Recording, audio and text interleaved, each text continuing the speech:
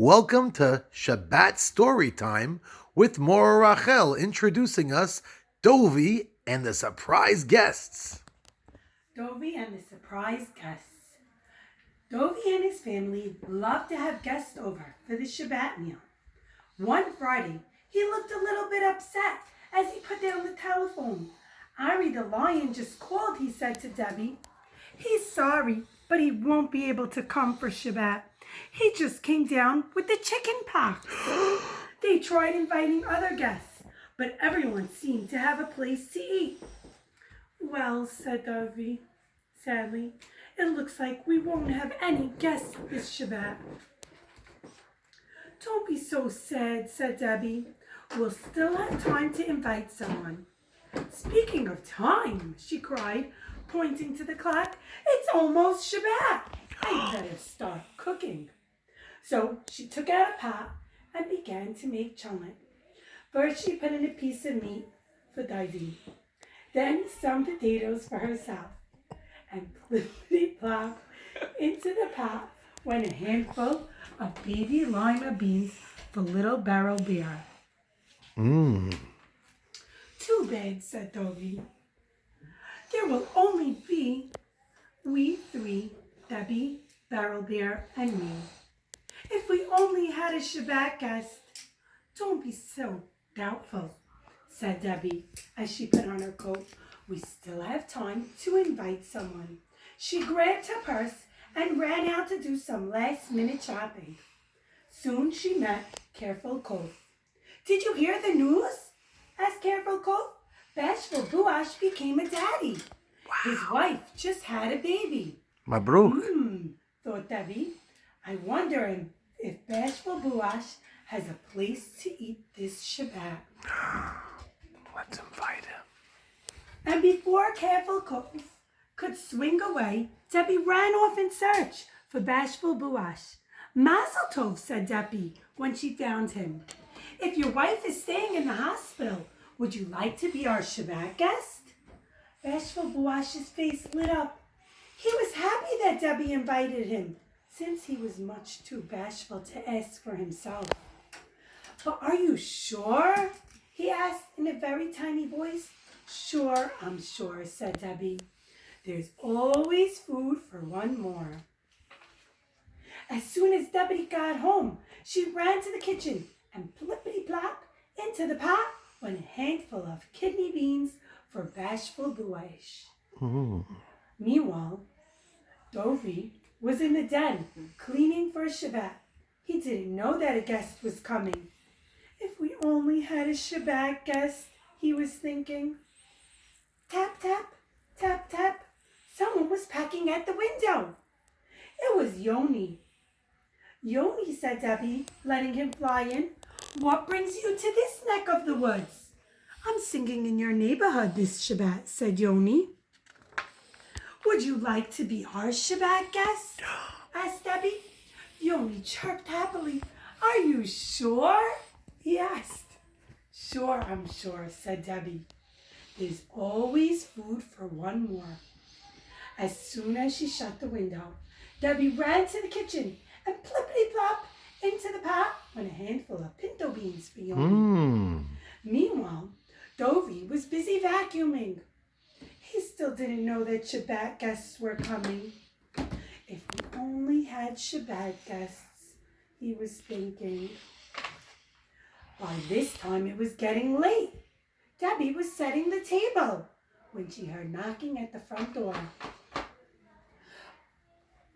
It was Grumpy Gamble. I'm so happy to see you, said Debbie. Please come in. But Grumpy Gamble did not look happy at all.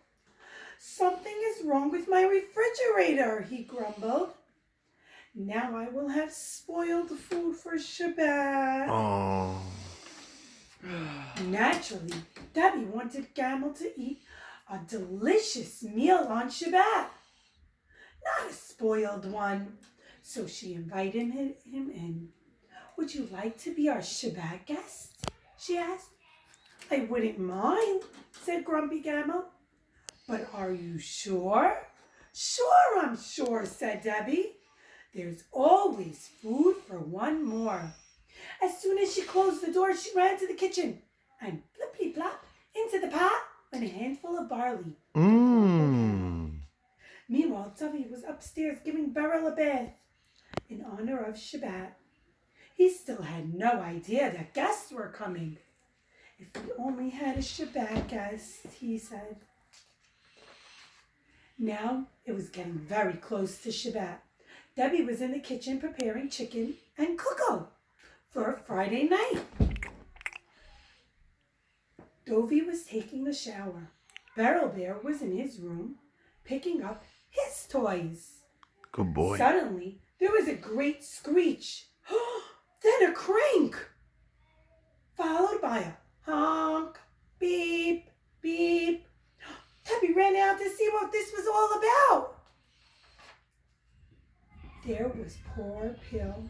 He was having car trouble again. I'll never make it home for Shabbat, said poor Pill, and he burst into tears. Don't cry, said Debbie, as she handed him a tissue. You can be our Shabbat guest. Are you sure? Asked poor Pill. Sure, I'm sure, said Debbie. There's always food for one more. Even an elephant.